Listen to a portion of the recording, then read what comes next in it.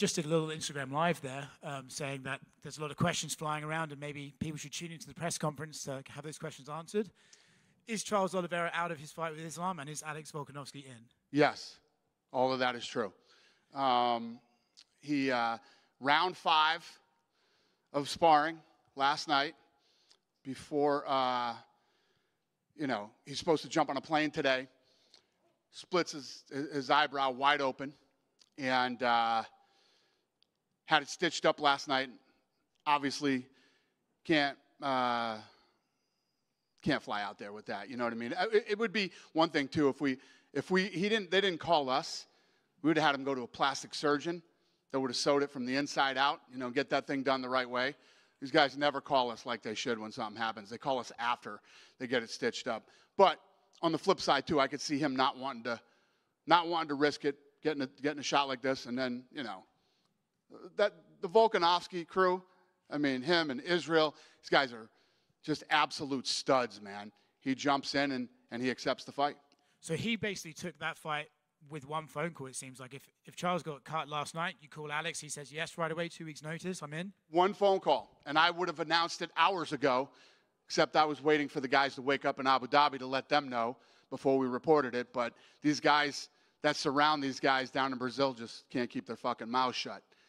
This came out of Oliveira's camp apparently, and just fucking part of the business, you know what I mean? I would have liked to have talked to the powers that be in Abu Dhabi before it got announced, but people can't keep their fucking mouths shut for whatever reason. They want to act like they're in the know and make these phone calls, so here we are. That said, I mean, Charles Islam wasn't a massive fight, but Alex versus Islam too is probably one of the biggest fights you could get on that card, especially, they did it in Australia, now it's in Abu Dhabi. I mean, what a rematch and what a time to do it. This is how we do it, brother. One fight falls out and we end up making a fight that, it's one of the most anticipated rematches ever in that weight class. So, fun. This sport, huh? Mm-hmm. I'll get on to one other story about that then, straight up back to the Contender Series. Paulo Costa went public and said he had surgery 3 weeks ago. Is there any danger that fight could be off? Yeah, it's possible.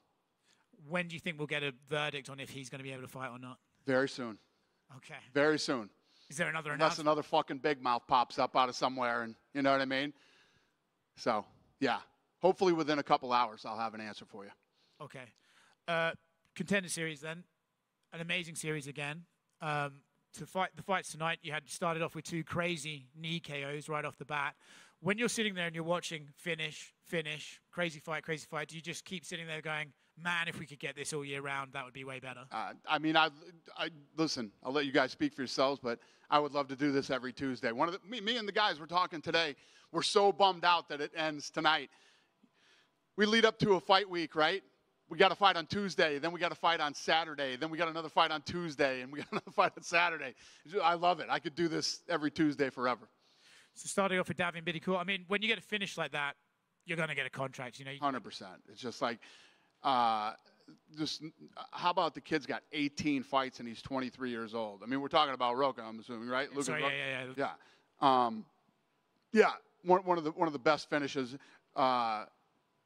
Incredible. But not just that, to survive being slammed again and again in the first round, come out as if that never happened, and then just time the takedowns, perfect, 100%. Right? Love it. And not to mention the fact that let's not talk about, Bittencourt was a tough guy. He looked great too. You know what I mean? He's a guy that's 29 years old, but looked damn good. And Medeiros, that kid is slick, man. I liked everything about that guy, the composure, this, that. I mean, look at everything that he did. Takedown defense against the guy who's – did you see that guy's back?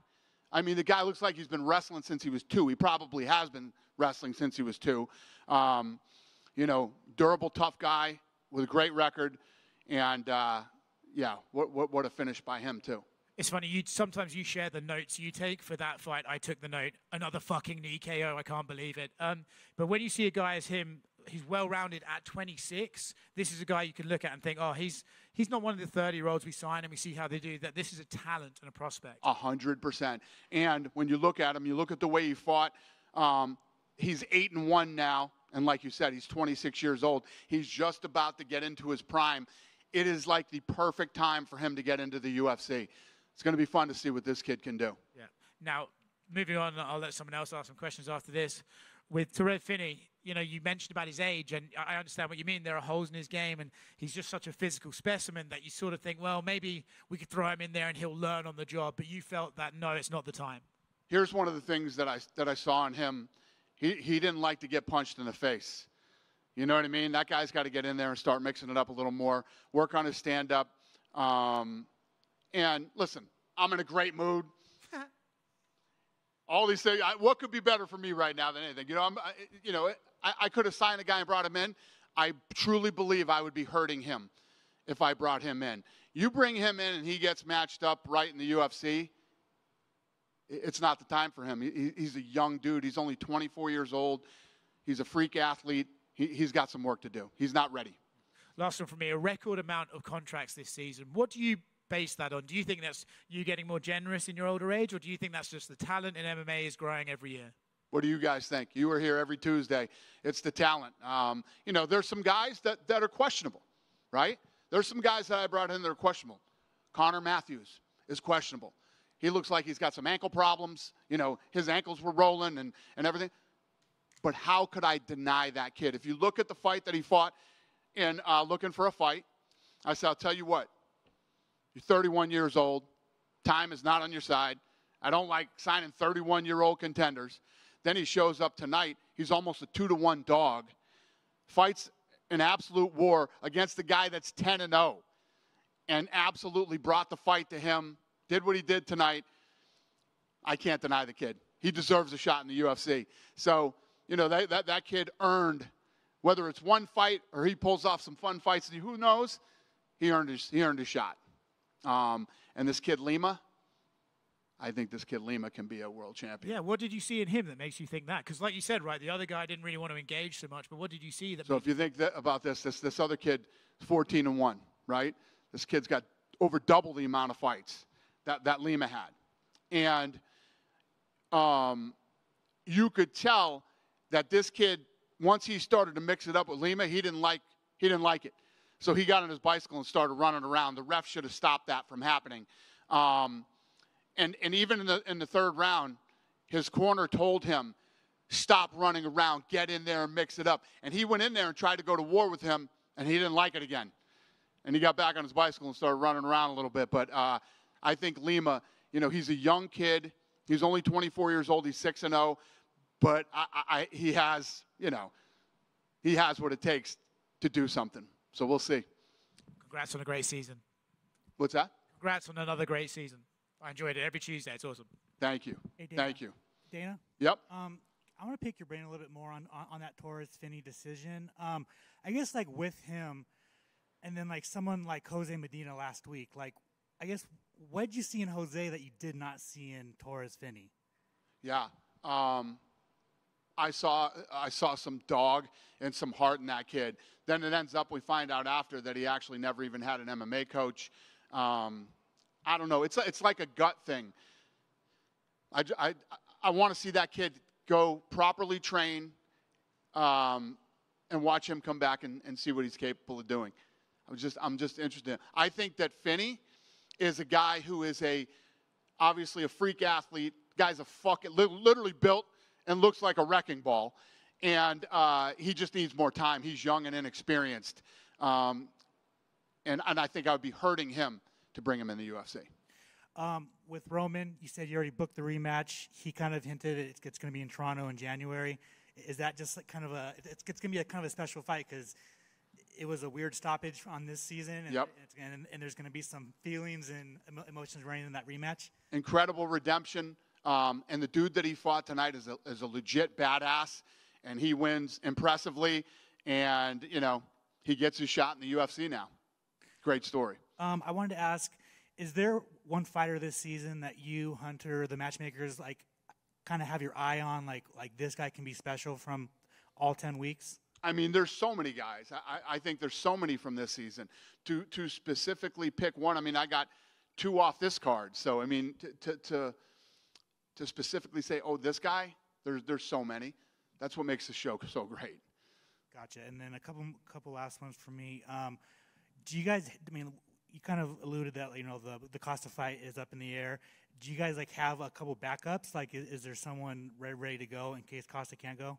We're talking to a couple people right now. With Volkanovski stepping up and take the fight, was Gamrot ever an option? Yes. And then I just wanted to know, with what's going on with Israel and Palestine, is there any worry about travel worries to Abu Dhabi? No. No. Thank you. Right over here. Yep. Obviously, just broke the news with Volkanovski and Islam, but Ilia Topuria made an appearance on a Spanish show earlier this week where he got asked about his next fight. He said him versus Volk was almost a done deal for January in Canada. Can you confirm that was the original plan? Him versus what? Volkanovski was the original plan for Canada. Yeah, we were talking about that. And what do you do now with that Canadian card? I don't know. I just came from the matchmaking room. We just got this done, and we just put on fights. I don't know. We'll have to see. And speaking of the matchmaking room, the UFC posted a video of you and Joe, the guy who won the matchmaker sweepstakes. You mentioned that you were going to make some fights with Joe at the matchmaking meeting. Since you broke some news today, could you care to share some of the fights you guys made? You want to know how fucking good Joe is? How good is he? I just hired Joe. Joe works for us now. He's going to be one of the matchmakers? This fucking kid is awesome. Yeah. I literally just back there. I did all the contracts, and I came back in and I said, I got one more. You want to work for the UFC? He freaked out. He is a fucking UFC lunatic. He went toe-to-toe with the boys today. He knew you bring up a guy on the roster that he don't know. He knows everybody on the roster. And he actually so he did make a fight today. So apparently he was down in the Lene came in my office this morning raving about the kid. Oh, this kid's awesome. We love him and this and that. And he met a bunch of fighters in the PI today, and one of them was Cody Garbrandt. And they were talking, and I guess Garbrandt said, listen, if you're the matchmaker for a day, I want to fight in December. So he came in and started pitching us on fights for Cody Garbrandt in December, and he made a fight. Could you care to reveal what fight you made? We'll let it when we're ready. But I don't want to say it before the fucking kids even know that they're fighting, you know what I mean? But because they don't know yet. But, yeah. So, Cody, good work. You got it done. He's fighting in December. Awesome, and we're not. And you know what Joe's wife does for a living? They live in Detroit, Michigan. Guess what Joe's wife does for a living? She's a blackjack dealer. Right? It's like this was meant to be. Think she's going to find a job out here in Vegas? I think she will. That's awesome. It is meant to be. But we're not too far away from seeing GSP return to action in the Fight Pass Invitational. Is there any update on who's he going to face on his return to who? GSP? No, I don't. I have no idea. Okay, and last one for me. I know you were high on Joaquin Buckley's performance last week. He went here after his fight, and he asked to be a main event for one of the Apex fight nights. Is that something you're willing to do? Again, I don't know. But we'll have to get in the room and talk about that. Yeah. Sure. Congratulations. Thanks, buddy. Appreciate it. Do we know what Joe's going to help out? What division of fighters? We're working on it. I'm actually going to hand him over to Hunter and let Hunter figure out where he's gonna go. Awesome. And then you got to go see the Sphere the other day to see the U2. Guys. What are your thoughts now about the venue, and can you guys really use that for an event? I'm obsessed. So I've been talking to MSG every day since the experience was amazing. Have you guys gone yet? Have any of you gone? It's special. It's incredible. So, yes, I have been torturing them since I left on Saturday. I literally had my secretary call and make a Zoom meeting with them again today. And I want these boxing guys are calling them up going, oh, we want to do a fight over those fucking guys. They're not going to spend the money to put a fucking show on in there. Those guys can't even do fucking replays, for Christ's sakes. They think they're gonna fucking put on an event at the Sphere.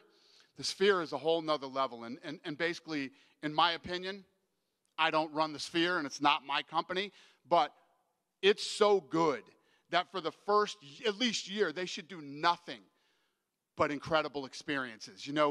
Bring in groups that will put on amazing experiences that will just blow people's minds, because that's how not only is the visual and the seating and everything incredible in that place, the audio is off the charts. I mean, these guys really nailed it. The hospitality, everything that these guys are doing over there is first class, and it's incredible. I'm just going to tell you right now, I will put on the greatest live combat sports event anybody has ever seen at the Sphere in September for Mexican Independence Day. I fucking guarantee it. So I'm so in on this, it's not even funny.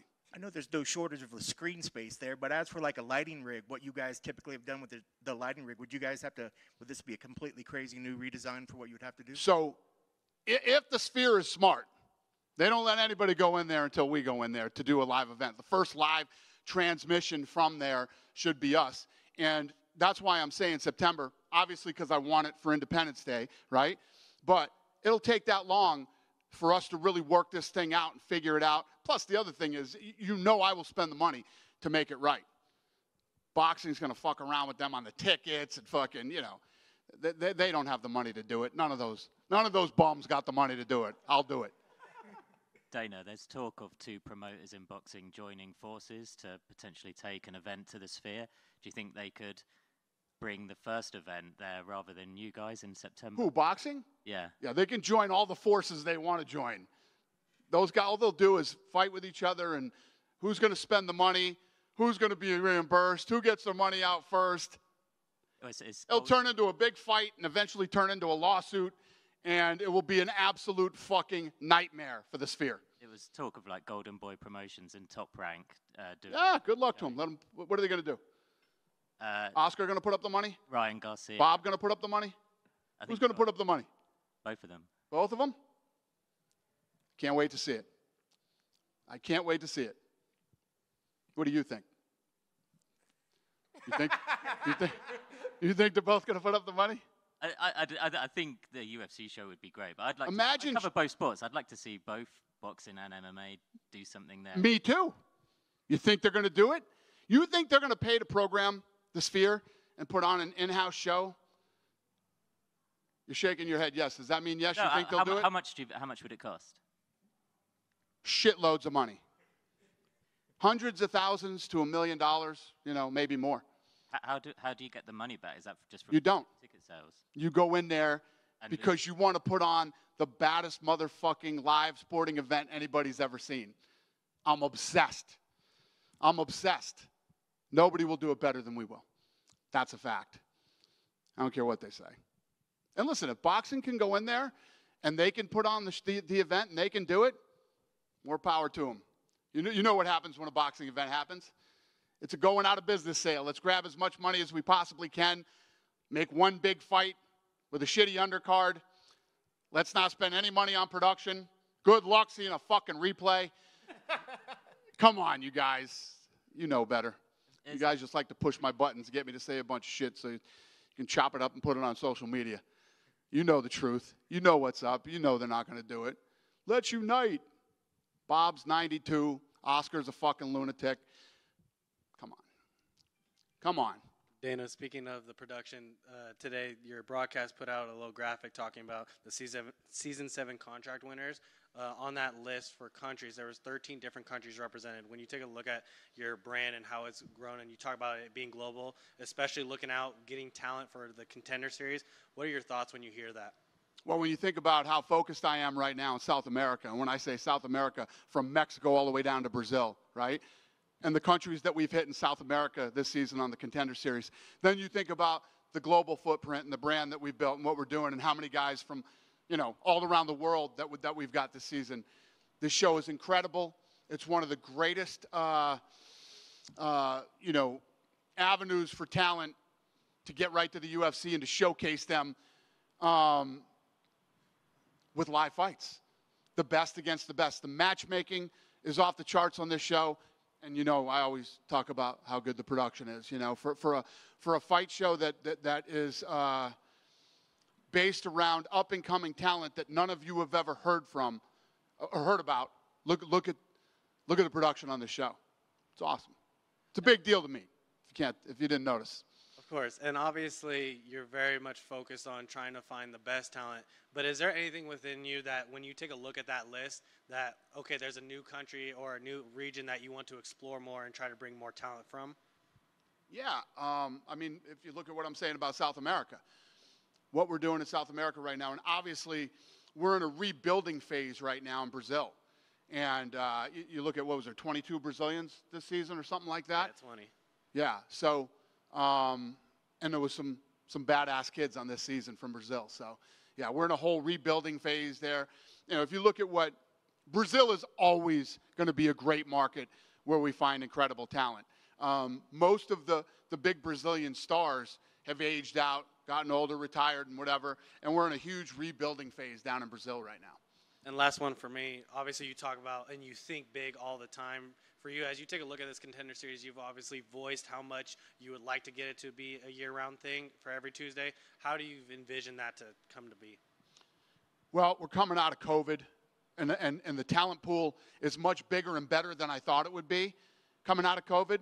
So as long as no crazy shit happens in this nutty fucking world we live in right now, give us 3 or 4 years. Let the talent pool build up again, and you know, a lot of these smaller shows, putting on more and more events, and you know, more money coming into the sport, more guys making money, and it's all good. Awesome. Thank you. Thank you. Yep. André Lima. He did start fighting as a professional fighter just last October, and you just said that maybe you can see him as a future champion. Andre Lima? Yes, Lima. He started fighting last October? As a professional Jesus Christ. Well. And he's 24 years old. What did you see his game so special? I mean, the fact that you just told me that makes me even think higher of him. You know, the guy's 6-0. I figured he'd been fighting longer than that. No, this kid is very, very good. The fact that he's been fighting since last October, how about the composure against a guy with more than double the fights that he has? And how he's chasing him around, he's going like this. And the kid's got a really good fight IQ, too. Great fight IQ, and the way he handled himself in there tonight. You know, he made a guy who had twice the experience as him really not want to fight. And look. And how about the fact that he's been fighting since last October, and he was a 3-1 favorite? What's that tell you? I didn't even notice that till right now. I just looked down at my paper. So I'm probably not wrong about this one. And Lucas Rocha, the other Brazilian, he didn't make weight last week.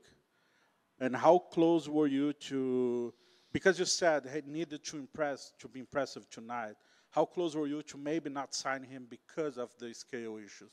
Yeah, obviously, you're off to a bad start. You know, when you show up to the Contender Series and you don't make weight.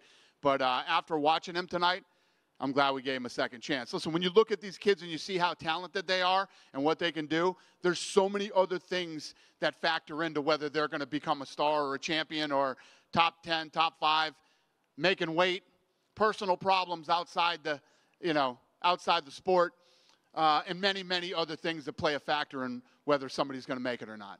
Fame, dealing with fame is a very weird thing for a lot of people.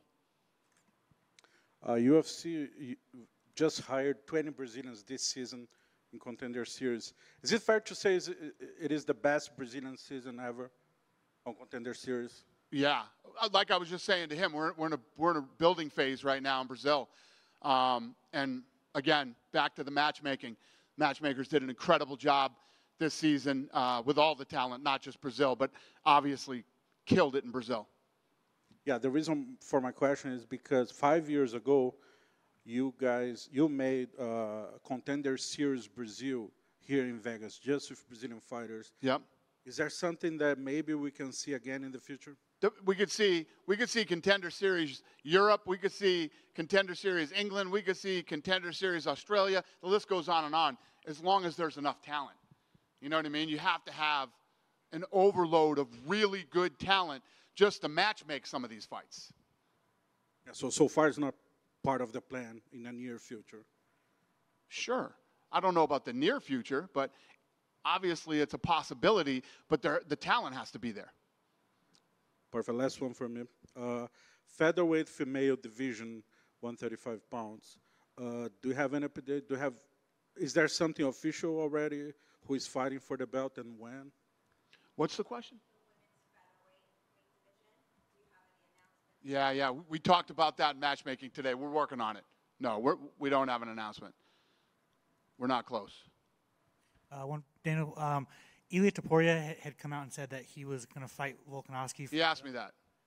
Oh. Yeah. I guess I wasn't listening. Well, that's rude. And now you don't know the answer. Good night.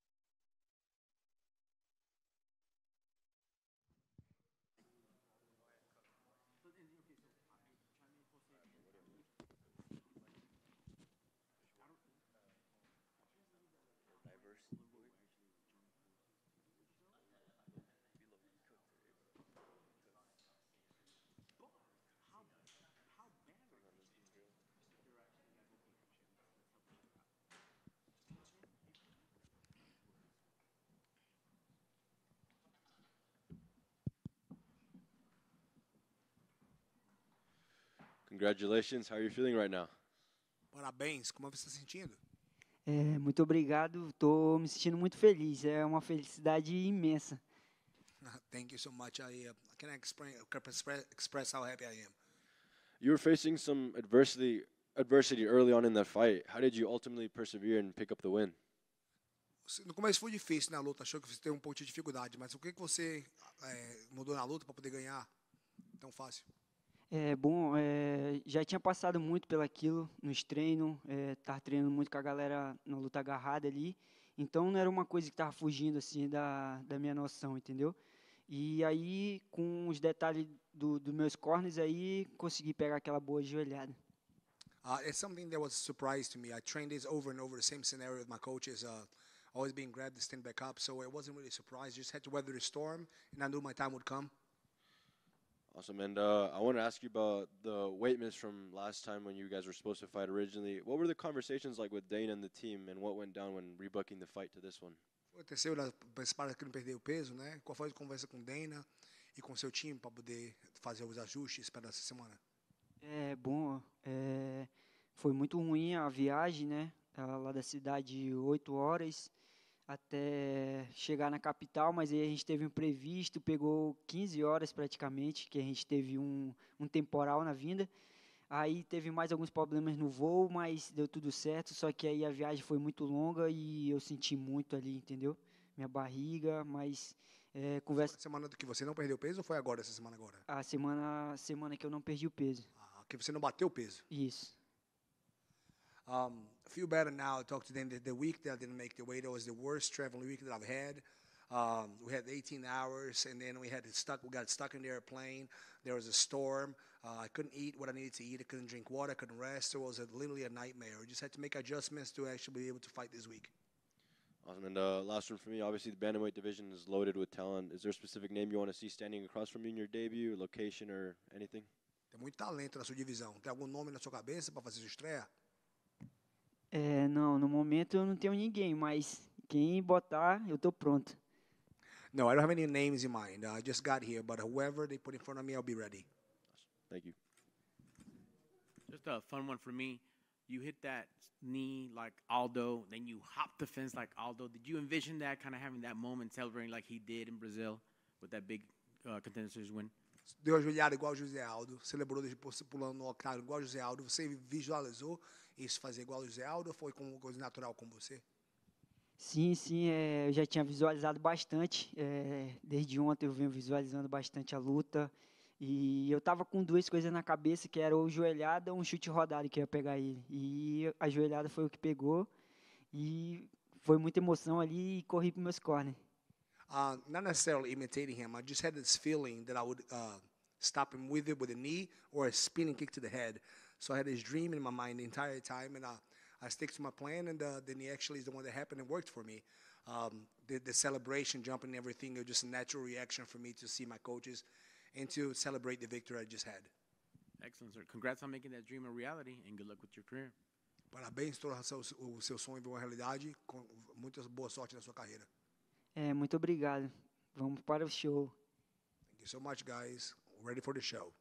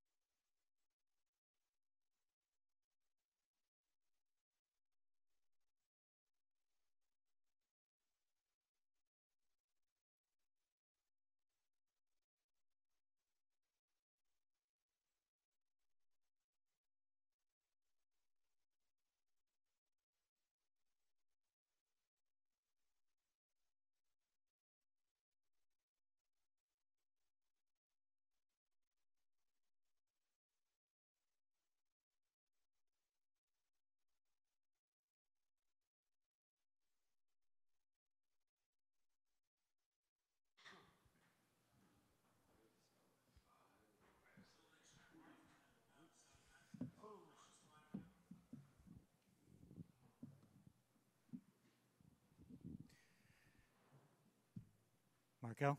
What's up, my man? Man, how you feeling?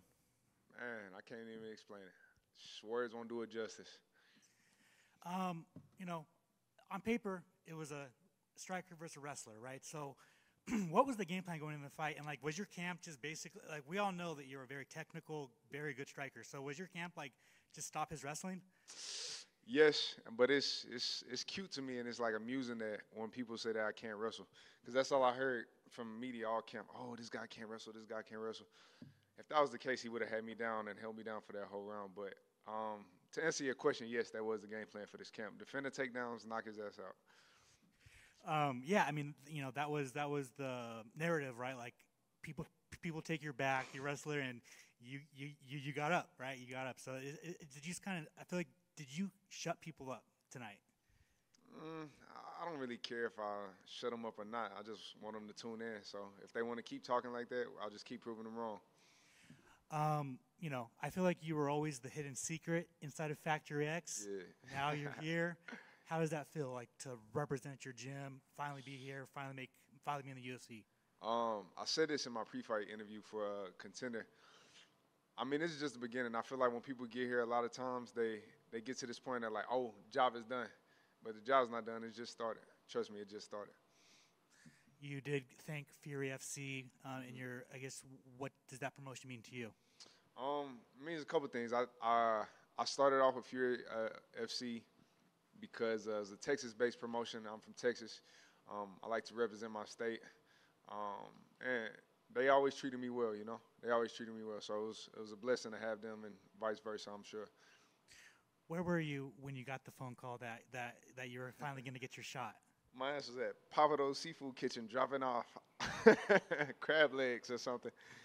But, yeah, I was at work. I get, you know, now you got your contract. Are you ready to get right back to work? I know that you like to be active, so right. Like, do you want to take some time off and celebrate with the team, with the family, or you want to get back to work? We'll probably celebrate tonight, maybe tomorrow, and then we back to work. I do want to fight on that same card as Brandon, that December 16th card. That's a big card for us. If I can get one of the contender guys like that, James Lawland top, I'd love to fight him on that card. That'd be perfect. Perfect. That's a fantastic matchup. And I was about to ask you, Brandon, he always big ups you. You always big up him. Yeah. How do you see that fight going? Man, it's only going one way. There'd be a wrong answer if I said anything otherwise. I think he's about to show out. I think he's about to prove a lot of people wrong, for sure. Congratulations. Appreciate you.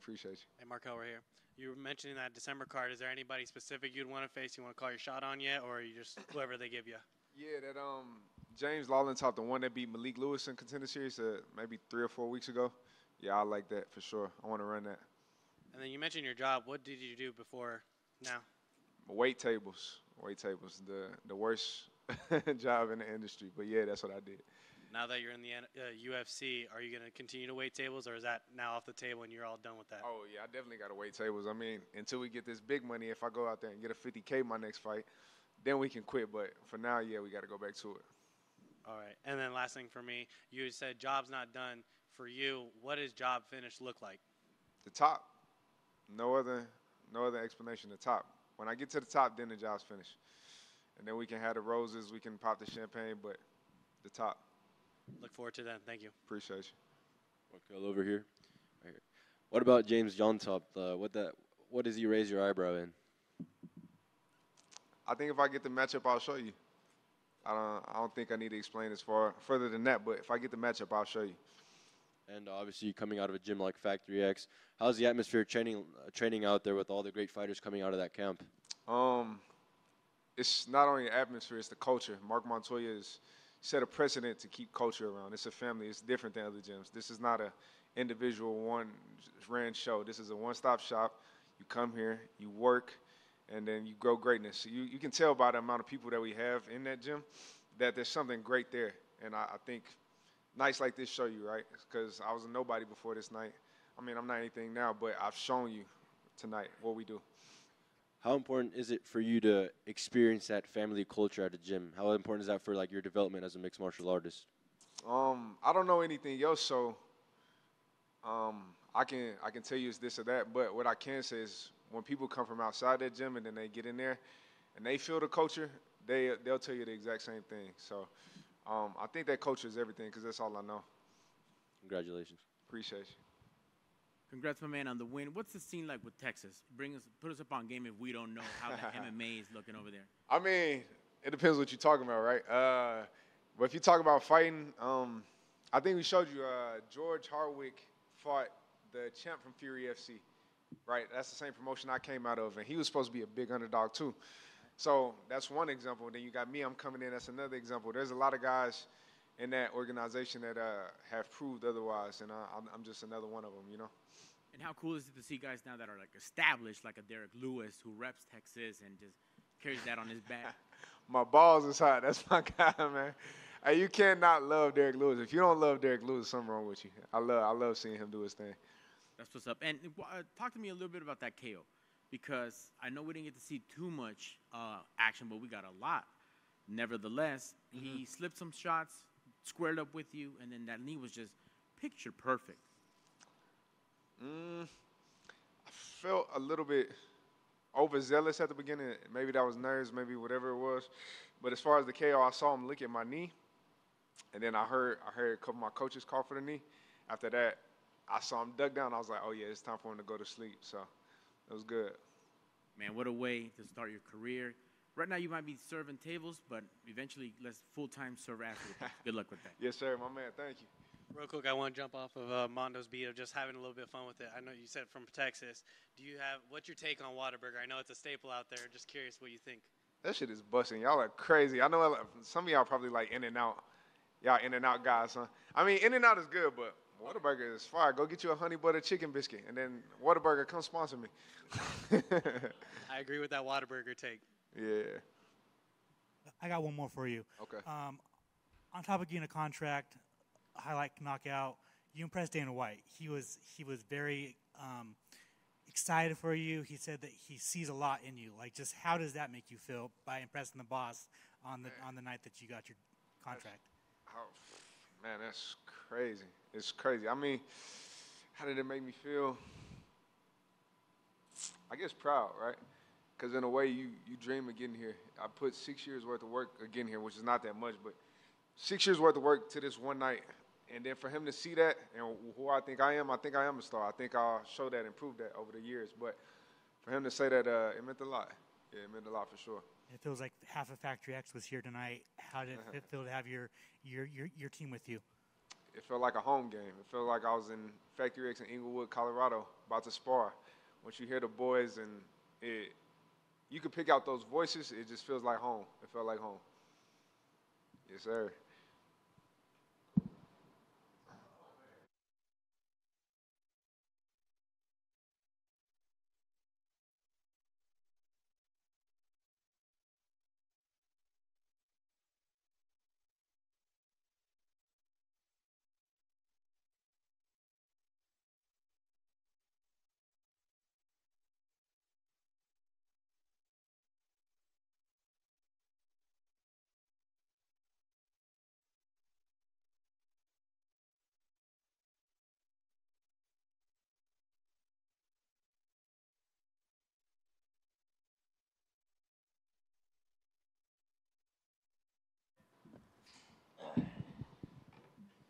How we doing? Good, good. Congratulations. How are you feeling right now? Feeling absolutely amazing, man. Did anything surprise you about your opponent in there tonight? Honestly, not really. I think that me and my team had such a good game plan coming into this. You know, he was dangerous. He's 10-0, great striker. I mean, he says he's 5'11", but I think he's over 6 feet. I mean, the guy was long, and we just, you know, we had a good game plan coming into it. We stuck to it, and you know, it worked. It got the result that we wanted. And this being your second contender appearance, did you approach this one any different? Yeah, I mean, I'm completely different. I changed my camps up completely. I trained out of the New England Cartel, and that's for the last year. And, you know, just getting the bodies with, like, Rob and Calvin and everybody else at the New England Cartel, it just completely changed who I am as a fighter. I mean, I was, you know, I had the talent, I think, before, and then I was just kind of like a rough talent. Now I really, you know, sculpted myself into the martial artist that I need to be to compete in the UFC. And, you know, I'm here and I got the contract, so. You were also featured on Looking for a Fight. I mean, Yeah. How was it like impressing the boss man twice in a year? It feels great, man. You know, definitely, I'm pretty grateful for the fact that I got to fight. My last 3 fights have been in front of Dana. I fought Francis Marshall last year, had a war. Yeah, I even impressed him in that one, and then, you know, I got to finish my last one up in Boston, and now I came back in here and I got the, you know, a finish, not a finish, but I went the distance with a really high-level fighter and got a victory. And, you know, I earned my contract. Yeah, like I said this before the fight. I'm undeniable. You know what I mean? Like I made it so you cannot deny me to be in the UFC, and I got that contract, so I deserve to be here.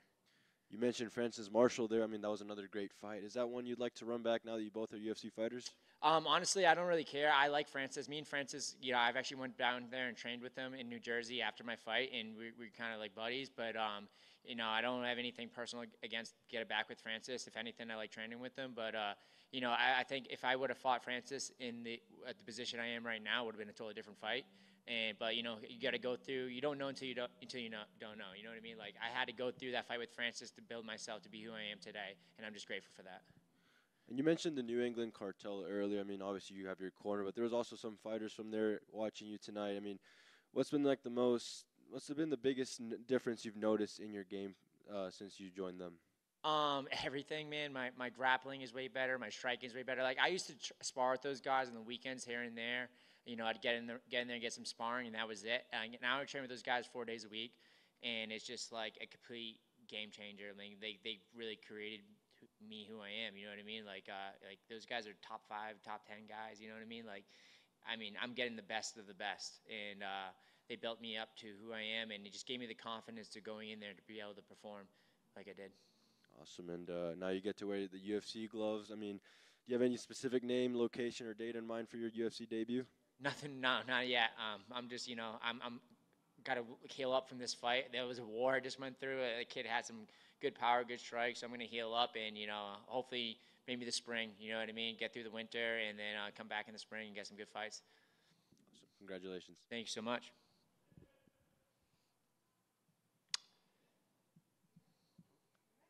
All right, cool.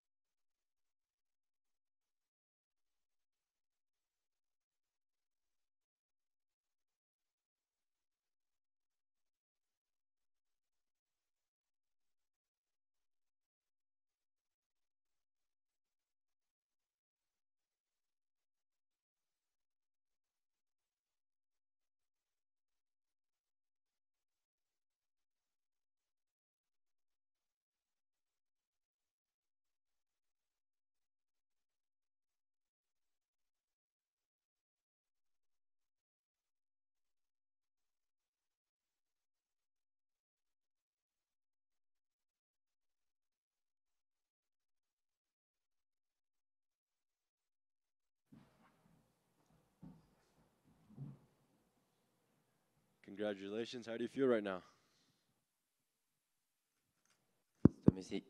Estou me sentindo muito bem, feliz e sonho realizado de criança estar aqui. I feel great. I'm so happy, and it's really a childhood dream just come true tonight. Given how the fight ended up playing out, how confident were you when Dana was announcing the contract winners? Vendo como a luta terminou, como você estava confortável e com certeza que o Dana ia alucinar como um vencedor do Contender e lhe dar um contrato com o UFC? Como você viu que a luta foi, você viu e esperou que o Dana, depois que a luta ser do jeito que foi, o Dana te dando o contrato? Você viu isso acontecendo? Eu vi isso acontecendo, eu esperava nocauteá-lo, eu vim com isso pronto, né? Vim com essa carta na manga para nocautear. Sempre procuro nocaute nas lutas, só que meu oponente correu muito durante a luta e eu acabei não conseguindo impor esse jogo, mas eu tinha certeza que ia ser contratado. Yeah, it's a little confusing to me first because I came here with a game plan to fight, to get a knockout, to get a submission, to finish him, but it takes two to dance. With my opponent wasn't willing to engage, just running all the time, moving side to side. So regardless, with my performance and in the fight, I still was sure that Dana was going to give me a contract. Like you said, yeah, obviously it takes two to tango. How frustrated did you feel inside there as your opponent was not necessarily engaging at all times? Te frustrou que o teu oponente não queria lutar, ficou na bicicleta para um lado para o outro, rodando ali sem atacar? Lhe deixou meio frustrado ou você estava acostumado com isso? Frustrar não frustrou, só que eu queria mostrar a luta, né? Queria lutar. Sou gladiador, queria sair na mão, todo ensanguentado. Foi para isso que eu vim. I came here to be a gladiator. I came here to leave bloody and messy. I came here to get into a fight, and they kind of took that away from me. But I can't be frustrated about this. I got the win. It takes two to tango, like I said, and I came to fight. I came to get a knockout. Did the best I could. Yeah, so ultimately you got the win and the contract.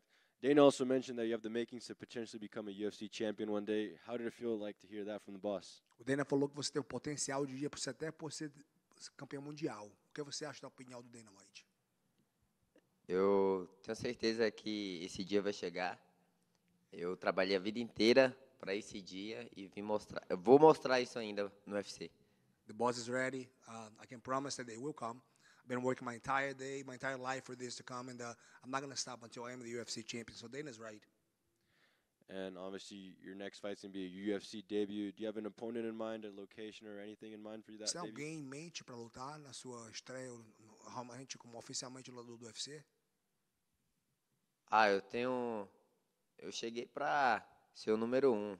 Pantoja, Moreno, eu estou pronto. I came here to be number 1. So Pantoja, Moreno, I don't care. Parabéns e obrigado. Thank you.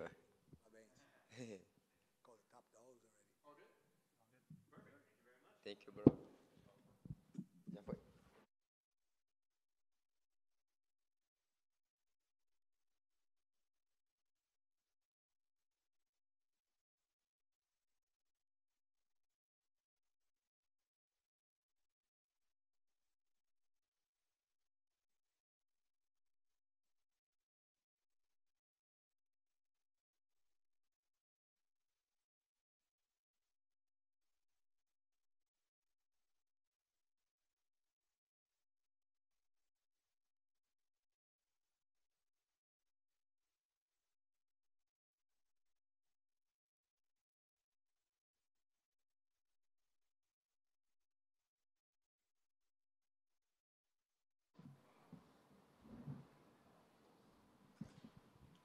Congratulations, man. How you feeling right now? Man, words can't explain how I feel right now. Obviously, first time out this season, week 5. That was not what you expected, but how did you deal with the approach for this second time? It was no different, to be honest. You know, I got no excuses for what happened last go around. I felt great. It's the same little nerves here and there that comes around, but I come into every fight the same. I come in there confident. I come in there ready. So it was just a little bit more comfortable knowing the unknown, and I came in there and I got it done. And obviously, Dana said you're going to get that rematch with your original opponent from this season. How excited are you knowing that you're going to have a chance at redemption? Oh, man, the redemption is going to be great. I get to finish this guy in his own town of Canada, and I get to travel out of the country for free. I mean, it's going to be a big card, too. I mean, that ups the stakes a bit more. What is it? It's a pay-per-view? Oh, yeah. You know, so I'm definitely excited now. I didn't know that. But yeah, I'm excited to go out there to Canada. I'm excited to put on a show for everybody. And just like the first fight, you know, it was going my way until it wasn't. I know I'll finish this guy.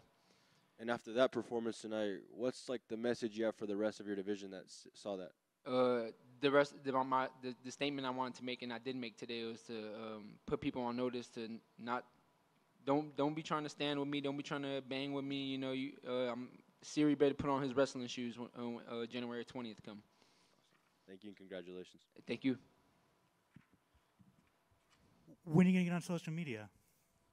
What's my social media? When are you gonna get on social media? I'm on social media. Are you? Yeah. It's so hard to find you. Oh, you know why? Because it's not under my name. It's under Catch These Hands. That's why, yeah. I've had so many people like, this guy's not on social media. I was like, I'll find out for you. Yeah. No, so everybody who wants to follow me is Catch_D's DEEZ_hands. Boom, there it is. I guess just, how, immediately after that first fight, what was the emotion like? Obviously everyone thought, Dana thought it was a bad stoppage. Everyone thought it was a bad, but did you think like, damn, like that's it? Yeah. So as soon as it happened, I was down. But this is how I know my mentality changed about fighting. Because as soon as it happened, I was like, what am I going to do to get back? Usually when I took my first loss, I was sitting back there crying like a baby. I took this one on the chin, and I was like, what am I going to do to come back? And out of nowhere, thankfully, thank Dana White for this opportunity, man. I'm the first fighter to ever get a second chance on the same season. And he came back there. He told me, he said, you was looking great out there. He said, that was a bullshit stoppage, one of the worst stoppages I've ever seen in my life. He said, can you make weight easily? I lied to him and said, yeah. But I made the weight, So I said, yeah, I'll make weight. And then he was like, all right, I'll see you at episode 10. I said, thank you. How tough was that weight cut? It wasn't that bad, 'cause I stayed on diet and stuff like that. I didn't go crazy like I usually do. So it was pretty easy this go around. And then finally, you've been shouting out Duval all night. Can we get one last Duval? Yeah, shout out to my people in Duval. Duval! What does it mean to you to represent Duval? It means everything, My city, I feel like my city represents the grit, the grind. We really ain't got too much out there to be proud of, except for the Jaguars. So I would like to be somebody they could point at and be proud of and take pride in to represent the city. And similar to that message question, do you have like a message to maybe younger athletes out there that want to be in your position one day? Yeah, man. I know a lot of people in Duval. I've been up and down and around Duval, so I want to be a person that people could look at and be like, if he did it, I could do it. Because a lot of people know what I've been through. A lot of people know what it took for me to get here. A lot of sacrifices, a lot of time that I invested into this game. And I wanted to show people in my city that dreams do come true. Tonight, my dream came true, and I'm very blessed, man. I'm blessed, and I thank God, and I'm just gonna take this as far as I could take it, man. Congrats on the win, my man. Just a little bit of what you were talking about with Alex, the emotion and just like the controversy, all that good stuff, and just thank you for being so honest about the feelings and how the emotions.